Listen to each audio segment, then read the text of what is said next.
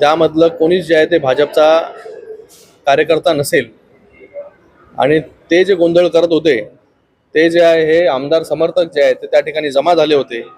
आणि गोंधळ कशासाठी? का डेव्हलपमेंट झाली नाही मतदारसंघामध्ये त्याच्यासाठी गोंधळ करताय? कशासाठी गोंधळ करताय?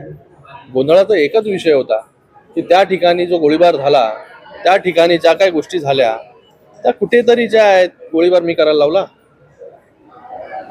मी नाही करायला लावला ना.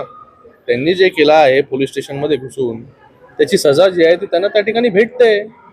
अशा या निवडणुकीच्या ह्याच्यामध्ये वातावरण बिघडवण्याचं काम जर कोण असे लोक करत असतील, मी तर म्हणतोय की ते भाजपचे पदाधिकारी नव्हते, पण जरी असतील तर वरिष्ठांनी त्यांना जे आहे ते त्या ठिकाणी समज पण दिली पाहिजे की अशा प्रकारे जे आहे ह्या युतीचं वातावरण जे आहे ह्या मतदारसंघामध्ये खूप चांगलं आहे.